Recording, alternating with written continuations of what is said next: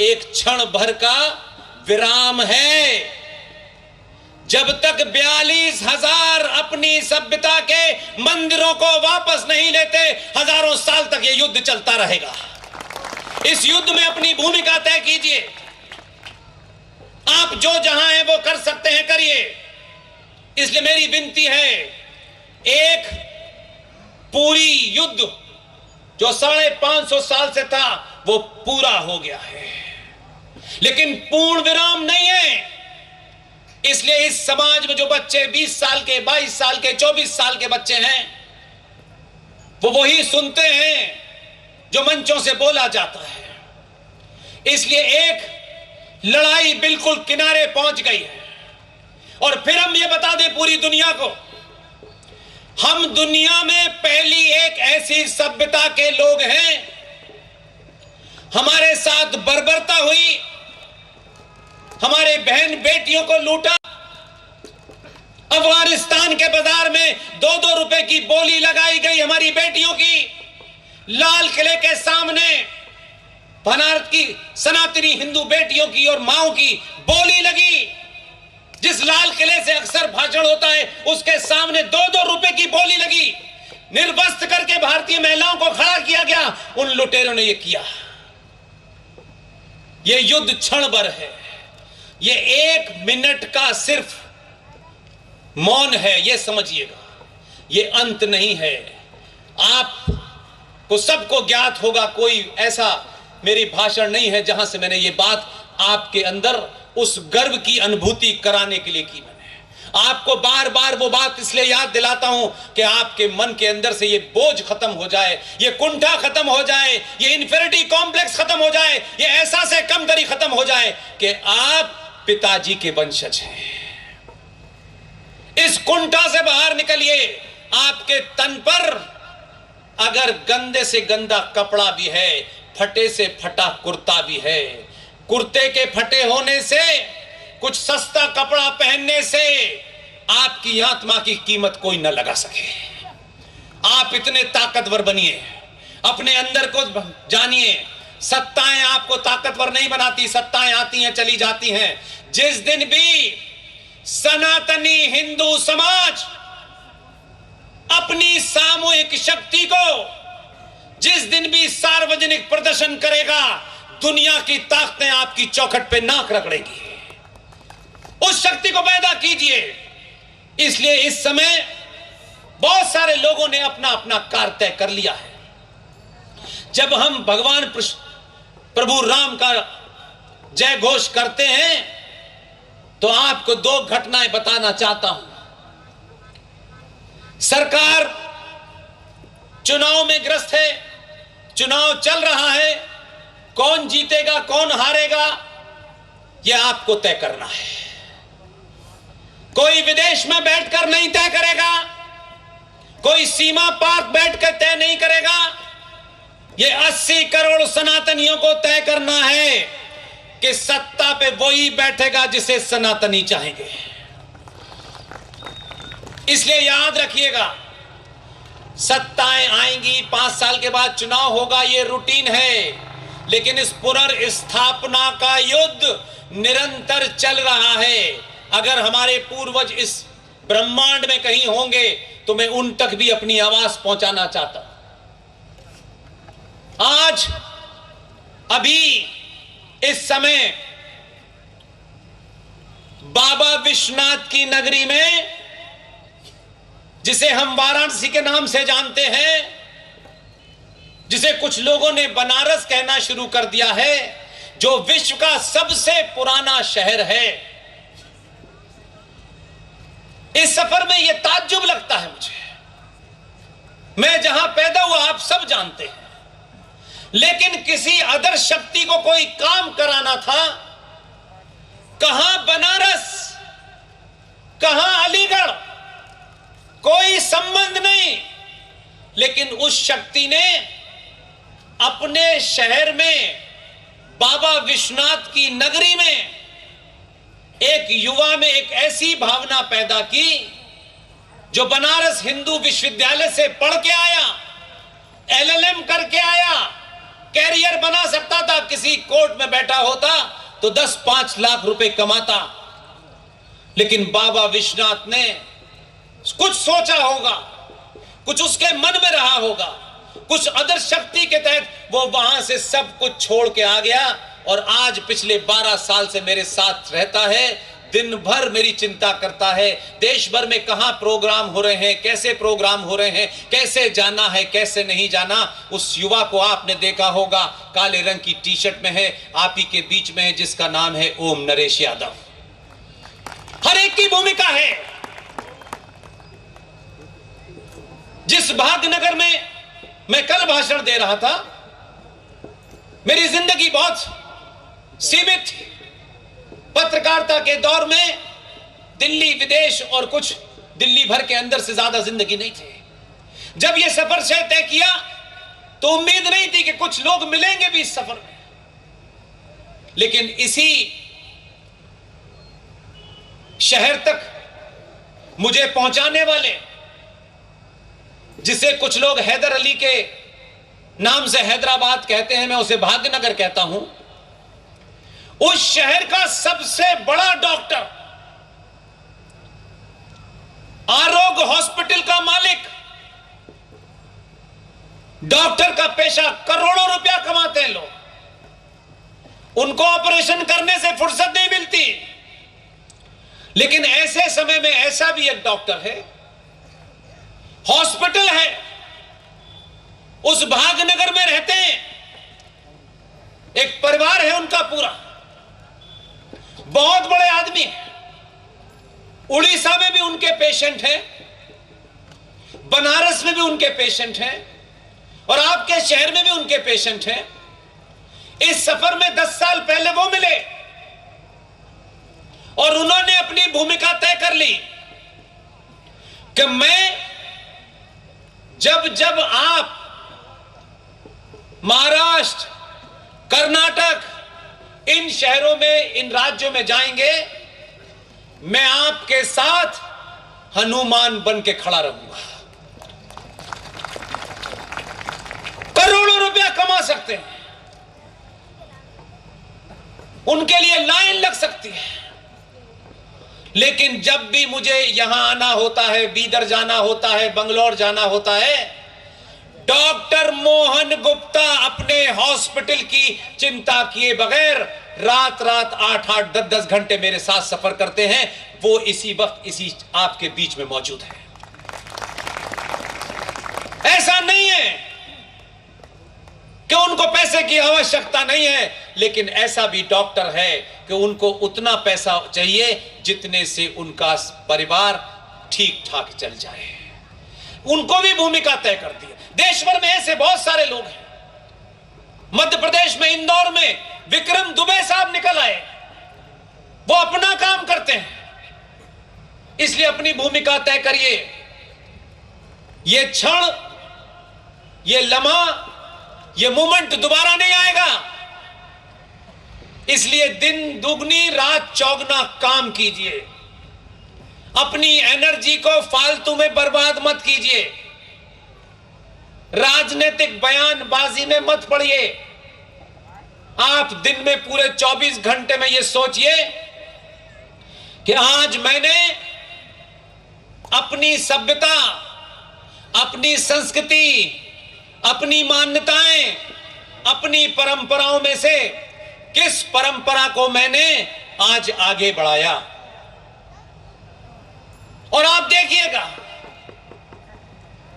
इस सफर में इतना नशा है, इतना नशा है कि मैं आपको यकीन दिला रहा हूं, अगर आप सुबह 5 बजे तक बैठ सकते हैं तो मैं सुबह 10 बजे तक ऐसे ही बोल सकता हूं। जितना बोलता हूं उतनी ही एनर्जी आती है।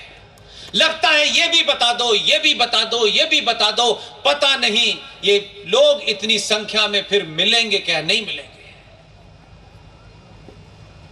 इसलिए शिवाजी की धरती पे वास करने वाले मेरे मराठा, सावरकर की धरती के मानने वाले, कम से कम कुछ तो सावरकर बनो और कुछ तो शिवाजी बनो। पार्टी का नाम शिवाजी पे रखने से क्या होता है? जो मराठा कहने पे दंभ भरते हैं, वो सत्ता प्राप्त करने के लिए कितने नीचे झुक जाते हैं। ऐसे मराठा नहीं चाहिए हमको। मराठाओं ने कभी कोई समझौता नहीं किया, अपनी आस्थाओं पे नहीं किया। आज लोग सत्ता के लिए कितने बौने हो जाते हैं और सत्ताएं आदमी को कितना कमजोर कर देती है। इसलिए सत्ता से बाहर रह, आप अपना हीरो चुनिए, ईमानदारी से चुनिए। और हीरो को बिठाने के बाद रोज सवाल मत पूछिए ये नहीं किया, ये कब करोगे। कभी कभी ऐसे हालात होते हैं कि सत्ता पे बैठने वाले चिल्ला चिल्ला के नहीं बताते हैं कि जो लोग ये कह रहे थे कि राम का तो अस्तित्व ही नहीं है, राम तो है ही नहीं, कोर्ट कचहरी भी सवाल पूछ रही थी। ये दुर्भाग्य की और शर्म की बात है कि 80 करोड़ सनातनियों को अपने भगवान को स्थापित करने के लिए कुछ लॉ की डिग्री लेने वाले, काले कोट पहनने वालों से अनुमति चाहिए थी, सहमति चाहिए थी कि बताएं राम यहां पैदा हुए थे। मुझे पता नहीं उनके अपने पैदा होने का कोई प्रमाण पत्र उनके पास है कि नहीं, लेकिन वो राम का प्रमाण पत्र दे रहे थे। कभी कभी ऐसा लगता है कि सनातनियों आपकी चुप्पी के कारण, आपके लालच के कारण, मुझे कभी कभी मैं अक्सर अपनी बातचीत में ये बात कहता हूं, आप अपने होने को पहचान ही नहीं रहे, आप अपनी शक्ति का बोध ही नहीं कर पा रहे। शक्ति यहां होती है, पैसे में नहीं होती। ये सब आना जाना है।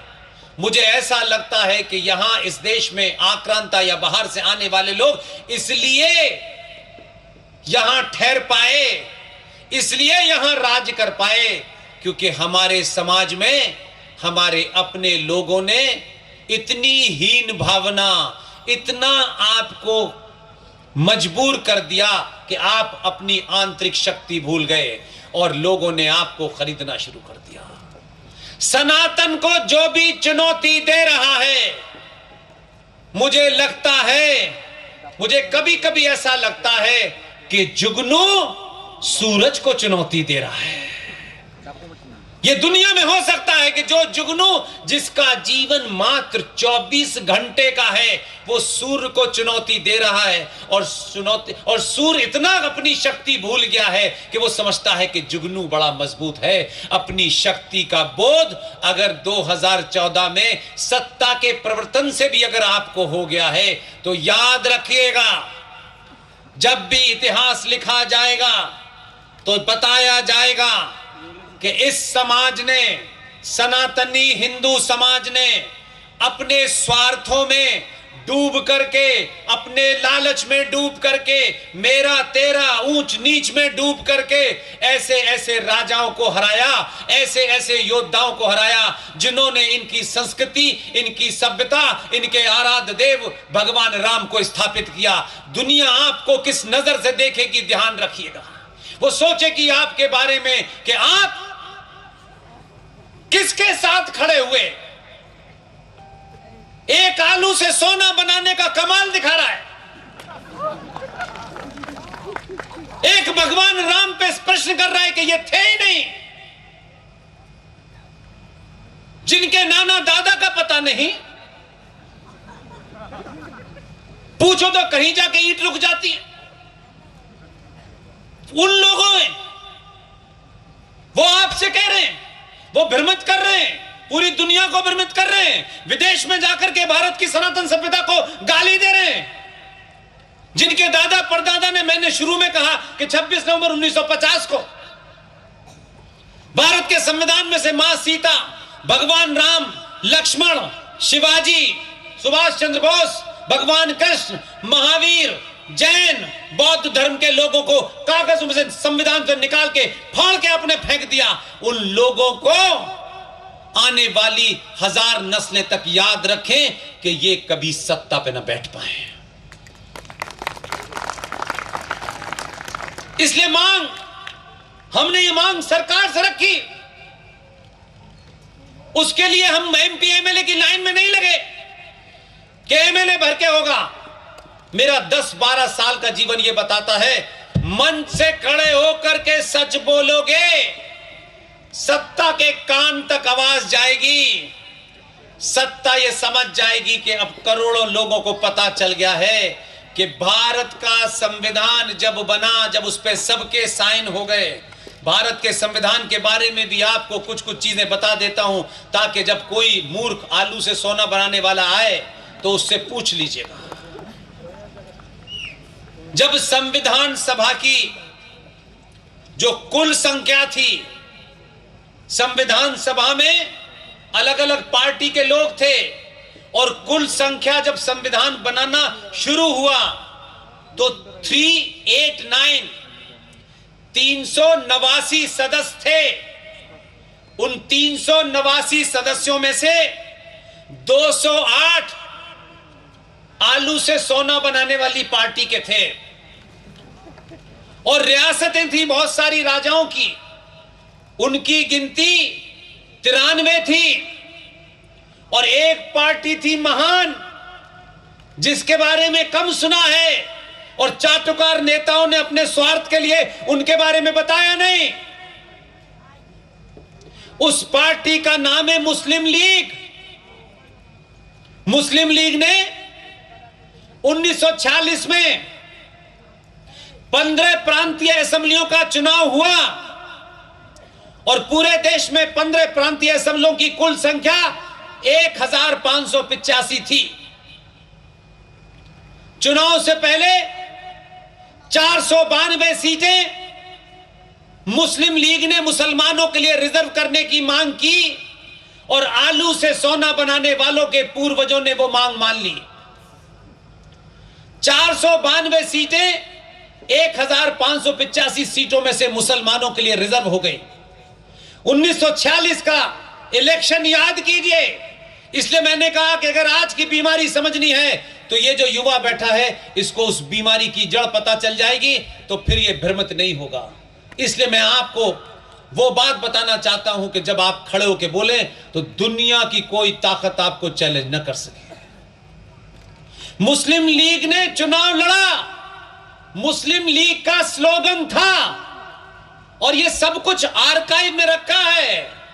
ऐसा नहीं है कि मेरे पास ही है, मुझे आग लगी हुई है 10-12 साल से, मैं सिर्फ उसके अलावा कुछ और करता ही नहीं। उस समय के 2 नारे थे। मुस्लिम लीग का नारा था, हर कीमत पे लेंगे पाकिस्तान, मर मर के लेंगे पाकिस्तान। ये मुस्लिम लीग का नारा था 1946 में, जिसकी बेस पर चुनाव हो रहा था। और एक थी कांग्रेस पार्टी। दोनों के बीच में चुनाव हुआ, कांग्रेस पार्टी को ज्यादा सीटें मिली। मुस्लिम लीग के जो लोग भारत में रहते हुए, जो संविधान सभा में जिनकी गिनती 73 थी, वो यहीं रह गए। पाकिस्तान बन गया।